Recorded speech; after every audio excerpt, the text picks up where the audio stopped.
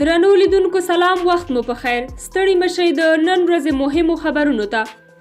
افغانستان له روانې ناروغۍ سره د سارک هیوادونو د مبارزې بیړني صندوق ته $1 میلیون ځانګړي کړي دي. د ولسمشر ویان صدیق صدیقي وایي په دې اړه تېره اونۍ د جنوبي اسیا هیوادونو په ویډیو غونډه کې خبرې اترې شوې وې.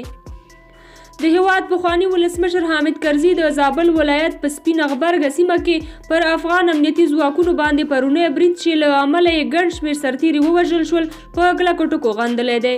د کرزي له مطبوعاتي دفتره په خپرې شوې خبرپاڼه کې راغلي حامد کرزي دغه راز کړنې په ښکاره افغان وژنه بولي او زیاتوي په داسې حال کې چې د سولې لپاره هڅې روانې دي په هیواد کې تاوتریخوالی او تشدد ته لمن وهل چې یوازې افغانان پکې قرباني کیږي د هیواد او خلکو په زیان او د سولې په وړاندې خنډ دی. د عامه روغتیا وزارت ویان وحید الله مایار وایي په تېرو 24 ساعتونو کې په افغانستان کې د روانې ویروسي ناروغۍ هیڅ کومه مثبته پیښه نه ده ثبت شوې.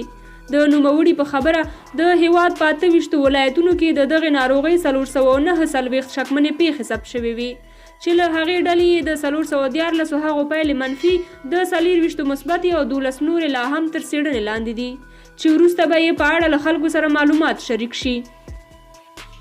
افغانستان کې د ملګرو ملتونو د سیاسي استازولۍ دفتر یونما مشر تدامي چې اماماتو په افغانستان کې د خپل 15 کلن ماموریت په وروستۍ ورځ په کابل کې خبریالانو ته وویل چې د بشپړ امنیت او سولې راتلو په هیله له افغانستانه ځي.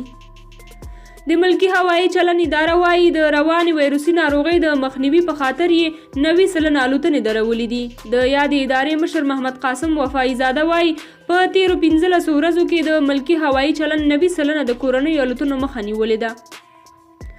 نن په کابل کې د تېرې شنبې په پرتله د تیلو بیې 8.6 سلنه او د سرو زرو بیې 6.6 سلنه ټیټې شوي، خو د لومړنیو خوراکي توکو په بیو کې تغییر نه دی راغلی. او وروستی خبر همدا چې د امریکا دفاع وزیر مارک اسپر د پاکستان د پوځ له لوی درستیز جنرال قمر جاوید باجوه سره پر اوږدمهال امنیتي مشارکت ټلیفوني خبرې کړې دي. د امریکا د دفاع وزارت ویان جنټان هافمن وویل اسپر د امریکا او طالبانو د سولې له هوکړې سره د افغانستان د پخلاینې په پروسه کې د پاکستان د ملاتړ ستاینه وکړه. دا وه د نن ورځې خبري ټولګه. تر بلې ټولګه مو په الله سپارم. د خدای پامان.